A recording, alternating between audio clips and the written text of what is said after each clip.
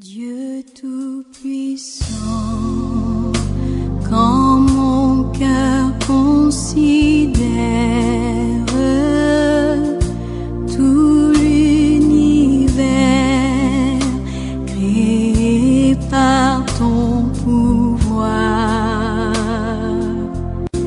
le ciel d'azur, les éclairs, les tonnerres, le clair matin ou les ombres du soir. Oui, Ave Maria, frères et sœurs bien-aimés, avec joie et reconnaissance au Seigneur, nous nous retrouvons encore aujourd'hui pour continuer notre méditation. Dans la dernière méditation, nous avons parlé de Jacob et nous n'avions pas fini. Nous continuons encore aujourd'hui et nous allons encore remercier le Seigneur pour ces grands personnages qu'il nous a donnés en exemple. Nous avions dit la dernière fois que l'obtention de ce que l'on aime nécessite de grands sacrifices. Il y a un prix à payer pour tout. Et quand on aime, l'on ne voit plus le temps passer. Même les sacrifices à consentir deviennent un jeu. L'amour doit être le fondement de toute vie conjugale ou matrimoniale. Alors, au matin de la nuit des noces, Jacob se rend compte que c'est plutôt Léa, la sœur aînée de Rachel, que Laban lui a donnée pour épouse, puisqu'elle est entrée dans la chambre des noces, le visage voilé. Pour justifier son acte, Laban dira « Ce n'est pas la coutume chez nous de donner la cadette avant l'aînée. » Genèse 29. Pour qu'il puisse avoir Rachel, sa préférée, Jacob doit encore travailler pendant 7 années. Il le fera sans beaucoup de peine. Dans la vie, tout se paye. Jacob, en tant que cadet, avait supplanté son frère aîné Ésaü. Le Seigneur rétablit maintenant l'équilibre. Rachel, la cadette et la préférée de Jacob, est supplantée par sa sœur aînée Léa. Chers amis, le Seigneur rétablit toujours d'une manière ou d'une autre, directement ou indirectement, une injustice. Il faut tout simplement être sport et fair play. À la fin de ces 14 années de servitude avec ses 2 épouses et leurs servantes respectives, Jacob se trouve ainsi le père de 12 enfants. De Léa, nous avons Ruben, Siméon, Lévi, Juda, Issachar, Zabulon et Dina, seule fille dont le nom est cité. De Zilpa, la servante de Léa, nous avons Gad, Aser. De Bila, la servante de Rachel, nous avons Dan et Nephtali. Et de Rachel elle-même, longtemps restée stérile, nous avons Joseph. Genèse 29, 31 à 35, jusqu'au chapitre 30 de Genèse. Et plus tard, Benjamin à Cana, Genèse 35.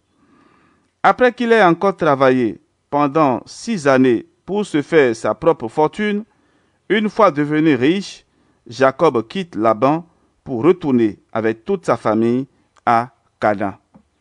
L'acquisition des richesses nécessite de l'endurance. C'est dans la durée que l'on amasse une vraie fortune. On ne devient pas riche du jour au lendemain. Au moment de retourner à Canaan, une chose lui fait peur. Son frère Ésaü, qu'il a quitté il y a 20 ans, et qui nourrit encore le désir de se venger. En effet, il vient vers lui avec une armée de 400 hommes. Genèse 32. Pour établir la paix entre son frère et lui, Jacob dispose de 2 armes efficaces, la subtilité et la prière. En bon stratège, Jacob divise sa famille et ses richesses en 2 parts pour qu'il ne perde pas tout au cas où son frère userait de la force. Genèse 32. Mais pour préparer une rencontre pacifique, Jacob va aussi envoyer au-devant de lui des émissaires chargés de présents afin d'adoucir le cœur de son frère Ésaü. Genèse 32. Mais pour que les retrouvailles avec son frère Ésaü se fassent sans bain de sang, Jacob va également recourir à la prière. Dieu de mon père Abraham, Dieu de mon père Isaac, de grâce, délivre-moi de la main de mon frère. Genèse 32, 10 à 14. Effectivement, lorsque les deux frères se rencontrent, c'est la paix et la joie entre eux. Genèse 33. Quand tu as offensé le prochain, quel qu'il soit, il faut toujours rechercher les voies et moyens pour qu'une bonne réconciliation ait lieu. Et pour qu'elle soit possible, il faut prendre en considération à la fois les moyens humains et les moyens divins, la diplomatie, l'humilité et la prière. Dans sa marche vers Canaan, l'un des faits marquants de la vie de Jacob est le grand combat qu'il livre toute une nuit avec quelqu'un, à Yabok, qui ne dira pas son nom. Au terme de ce combat qu'il tient sans faiblir, il force la bénédiction de son adversaire, mais reçoit plutôt de ce dernier un nouveau nom. On ne t'appellera plus Jacob, mais Israël, car tu t'es montré fort avec Dieu. Genèse chapitre 32, les versets 23 à 33.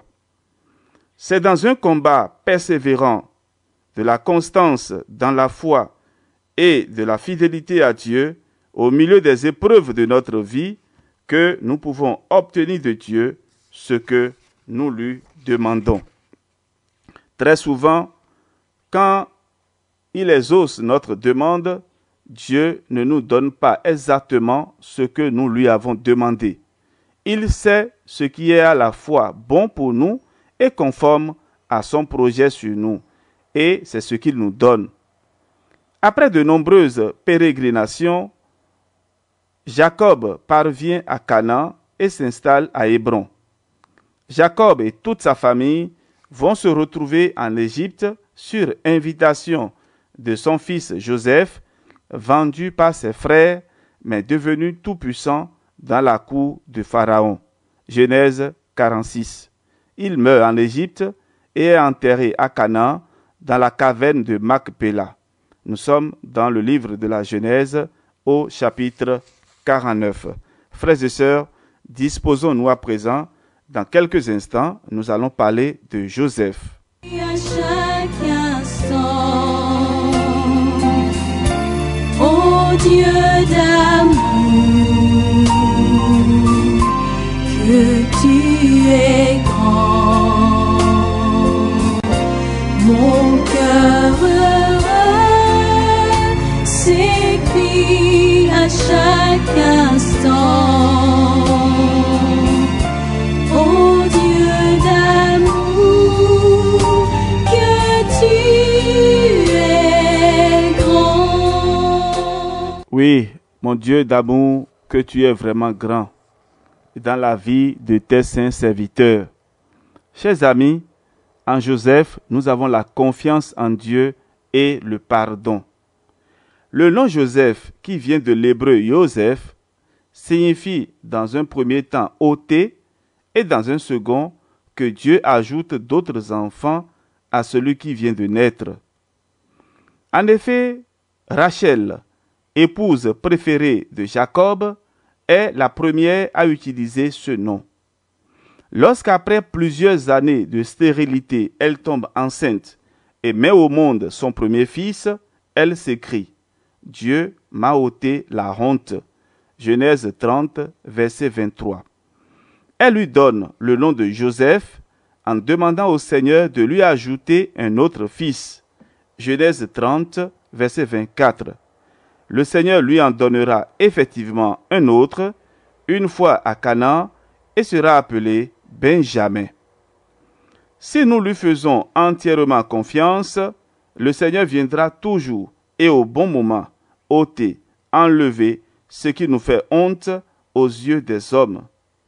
Quand nos demandes contribuent à notre bonheur et à la réalisation de son projet, le Seigneur nous exauce toujours.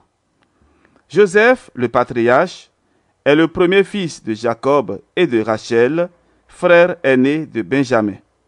Il est né en haute Mésopotamie, Genèse 30, jeune berger de son état.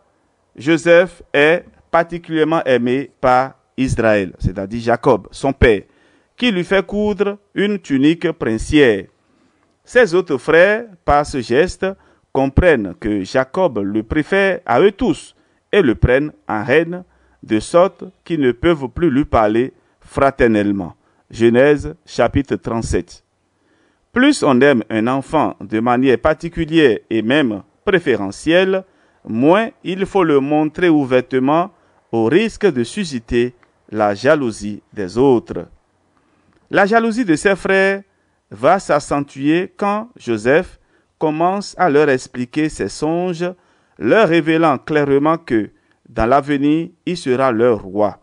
Il les dominera et que tous, y compris ses parents, viendront se prosterner devant lui. Genèse 37. Lorsque le Seigneur nous prépare à de grandes responsabilités, il nous donne des signes. Il suffit d'être attentif. Sur l'ordre de son père Israël, tout en sachant que ses frères ne l'aiment pas, Joseph se rend d'abord à Sichem, puis à Dothan, pour voir comment se portent ses frères qui sont allés paître le troupeau de leur père et leur apporter des provisions. Une intention droite et l'innocence en face de nos ennemis sont les meilleures armes qui peuvent nous permettre de déjouer leur manigance contre nous. Mieux encore, Dieu lui-même peut transformer le mal qu'ils veulent nous faire en bien. En le voyant arriver, ses frères estiment que le moment est arrivé de mettre fin à ses prétentions de les commander en le tuant. Ils rapporteront à leur père qu'une bête féroce l'a dévoré. Sur les conseils de Ruben, il renonce au projet de le tuer. D'abord enfermé dans une fosse, il est finalement vendu comme esclave à des Ismaélites, c'est-à-dire des Madianites, en partance pour l'Égypte. Mis au courant de la mort de Joseph, son père Israël deviendra inconsolable dans son deuil. Genèse 37, 18 à 36. Frères et sœurs bien-aimés, le Seigneur a un projet sur chacun de nous. Les jalousies humaines ne pourront jamais l'empêcher de se réaliser. Pour le réaliser, le Seigneur peut nous faire passer parfois par des chemins humainement compliqués, absurdes et même révoltants. Soyons donc patients. Une fois arrivé en Égypte, il devient l'esclave de Potiphar, eunuque du Pharaon. Le Seigneur sera avec Joseph, qui se révèle bientôt comme un homme efficace et dont toutes les entreprises réussissent à merveille. Sa présence dans la maison de l'Égyptien devient pour lui et toute sa famille source de grâce et de bénédiction. Ayant à sa disposition un homme de confiance, Potiphar lui confie la gestion de toute sa maison et de ses biens. Genèse 39. Frères et sœurs bien-aimés, lorsque la grâce du Seigneur est avec vous, il vous bénit et fait réussir toutes vos entreprises.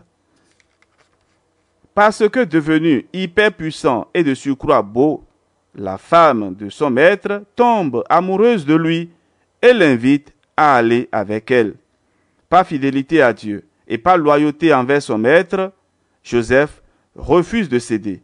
Il dit en effet, « Mon maître a remis tous ses biens entre mes mains. Dans cette maison même, il ne m'est pas supérieur et ne m'a privé de rien, sinon de toi qui es sa femme. Comment pourrais-je commettre un si grand mal et pécher contre Dieu ?» Genèse 39, versets 8 à 9. Chers amis, vous qui m'écoutez, que feriez-vous à la place de Joseph? La fidélité au commandement de Dieu et la loyauté envers celui qui nous a fait confiance peuvent nous apporter des haines et des jalousies, mais elle nous assure à coup sûr le bonheur et la joie. Nous nous arrêtons là pour aujourd'hui. Nous demandons encore au Seigneur la force et la lumière de continuer notre méditation demain. Nous parlerons encore de la suite, Joseph, sa vie suivante. Et nous aurons l'occasion donc de découvrir encore plus qui est Joseph. Que le Seigneur vous bénisse et vous protège. Au nom du Père et du Fils et du Saint-Esprit. Amen. On se retrouve demain pour la suite. Que Dieu vous bénisse encore.